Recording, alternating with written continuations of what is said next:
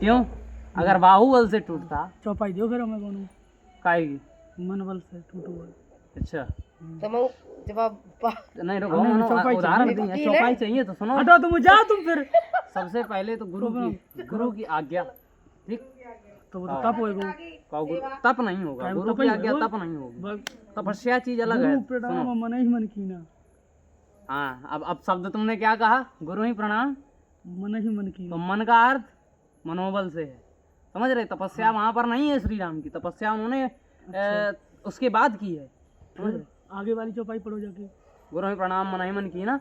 अति लागब उठाए धन लीना लेत चढ़ावत खैचत गाड़े काऊ न लेत चढ़ावत खींचत गाड़ी। काऊ न लखा देख सब ठाड़े तेई छन राम तेई- मध्य तेई धन मध्य धन तोड़ा। तोड़ा। तो लेत चढ़ावत खींचत गाड़ी का है तो मनोबल तो खींच दो।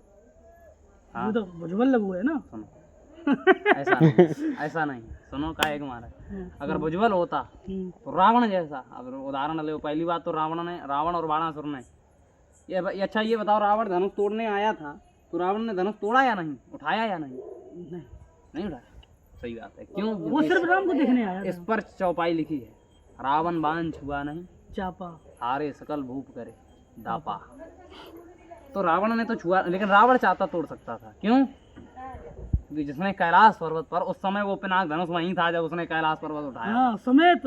देखो फिर कैलाश, शंकर, शंकर जी और माता- उनका पूरा परिवार, माता भगवती। नंदी।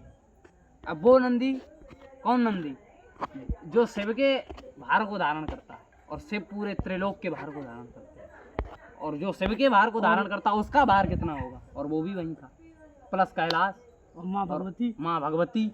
माँ भगवती का वाहन यानी पूरा परिवार था। और तब उसने अपनी दोनों 20 भुजाओं से कैलाश पर्वत को उठा लिया। तो धनुष उठाना क्या बड़ी बात है? उसने धनुष उठाया नहीं था। क्यों? इसके 3 कारण हैं। सबसे पहले कि उसके इष्ट भगवान शंकर का धनुष है, इसलिए नहीं उठाया। दूसरा कारण कि जो सीता थी वो इन्हीं की पुत्री थी, समझ रहे, रावण की।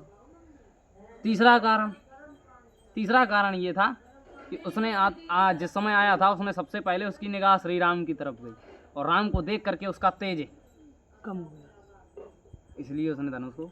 और वो राम को ही देखने आया था कि इनका मानव में जन्म हुआ है या नहीं हुआ है। हे राम तुम्हारे मस्तक पर इस लंकापति का नाश लिखा। ना से देखा। आगे से रावण- आगे से थोड़ी और आगे से। रावण ने हे राम निमंत्रण देता हूँ सीधा गढ़ लंक चले जाऊंगा। हाँ, इतनी भाई हमें देखो इसके बारे में जानकारी नहीं जानकारी होती, जानी हम तुम्हें सब जानकारी है, तुमने वही आधी सुनाई दी है। बात तो सुनो। तो आधी सुनाई दी काट ये के जो तुमने। ये जो हैं, बाणों ये की किसकी सरिया हैं? पर सुला मुझे। ये उसकी है राधे श्याम रामायण, समझ रहे? ये अपनी रामचरितमानस में नहीं है ना, ये रामचरितमानस का पार्ट है, ये राधे श्याम रामायण की अलग से है, समझ रहे? ये लोगों ने जोड़ा है, लेकिन अगर रामचरितमानस से लिया अच्छा, जाए, रावण के सबसे बलशाली पुत्र कौन कौन थे? मेघनाथ, और अतिका है, अतिका है, और उसका देखो नाम नरांतक देवांतक। नारायण तक देवांतक। काफी ज्ञान है।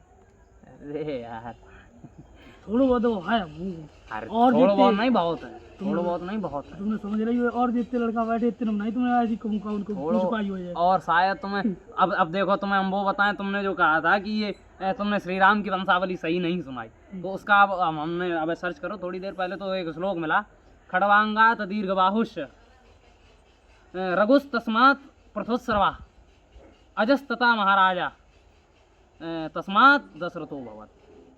समझे? इतने राजाओं के बाद दशरथ का जन्म हुआ है।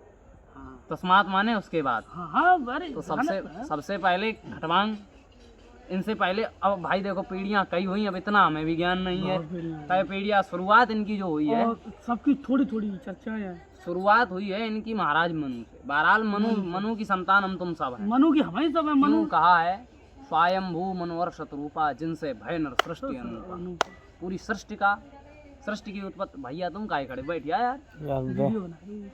अरे यार।